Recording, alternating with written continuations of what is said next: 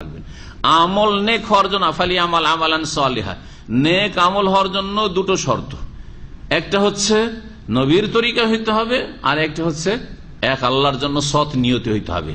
ইখলাস এবং তৌহিদ একটি, এক আল্লাহর জন্য হইতে হবে, আর এক রসুলের তরিকা হইতে হবে। খুব সহজ ভাষায় আমি বলি, যাতে একটা অশিক্ষিত লোকও খুব সহজে বুঝে নেয়।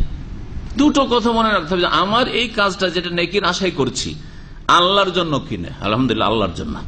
তাহলে দ্বিতীয় নম্বরে দেখতে হবে যে এটা নবীর তরিকায় কিনা, নবী সাল্লাল্লাহু আলাইহি ওয়াসাল্লাম এই ইবাদতটা এইভাবে করেছেন কি করেন নাই, না আমি মন গড়া করছি, আমার অন্য কোনো মুরব্বির তরিকায় করছি, চলবে না। ওই সব মুরব্বির তরিকা চলবে না, নবীর তরিকা। সুতরাং ওই নকশবন্দি সিলসিলা জিকির আর চিস্তিয়া সাবেরিয়ার জিকির, হ্যাঁ, আর ওইটা হচ্ছে কাদেরি তরিকার জিকির, ওই সব চলবে না, মোহাম্মদী তরিকার জিকির হইতে হবে। বুঝা গেছে? জবাবে আব্দুল মাসুদ এই কথা বললেন না যে নিয়ত যখন ভালো তো ভালো, তাহলে নেকিরই কাজ, তাহলে করো। বলেন কি তাহলে শুধু নিয়ত ভালো থাকা যথেষ্ট নয়।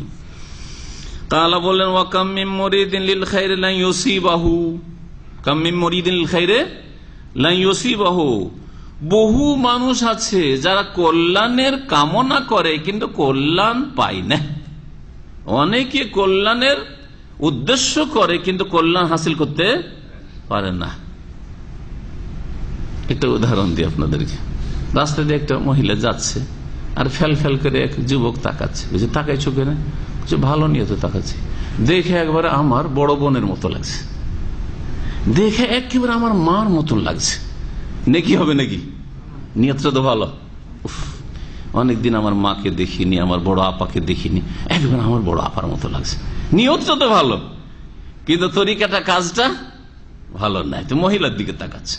বুঝতে পেরেছেন? জি, সেই রকম বিদাতি জিকির গুলো ওই রকম, বিদাতি জিকির গুলো ওই রকম। আমার দেশের লোকেরা ভাবি সম্পর্কে এরকম বলে, আরে কি বলেন, ভাবির সাথে কথা বলতে পাবো না, হ্যাঁ, ভাবিকে দেখতে পাবো না, এটা কোন কথা বলেন আপনি?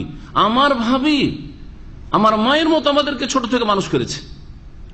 হয়তো বড় ভাই অনেক সিনিয়র, হ্যাঁ, বড় ভাই যখন বিয়ে করেছে তখন 5 বছর রেদাবর কোলে করেছে, গোসল করিয়ে দিয়েছে, উলঙ্গ ন্যাংটা দেখেছে, সাবালক হওয়ার পরে মনে করে ওই রকমই চলবো।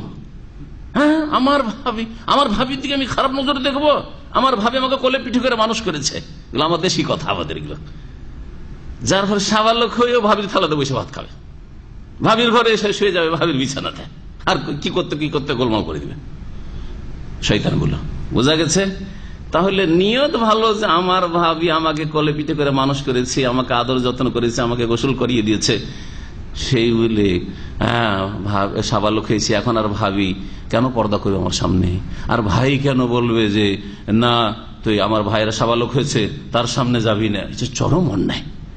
বাপ মায় তো জাহেলের জাহেল, আমাদের মুসলিম সমাজের মেজরিটি, তারা চরম দুশ্মন হয়ে যায় এইরকম দিনদার লোকের, যে বলে যে না তোমার এই সব জামাই আছে অথবা তোমার যে ছেলেরা সাবালক হয়েছে তাদের সামনে আমার স্ত্রী যাবে না, যদি বলে তো বাড়ি থেকে বের করে দেয়, ধন সম্পদ থেকে বঞ্চিত করে।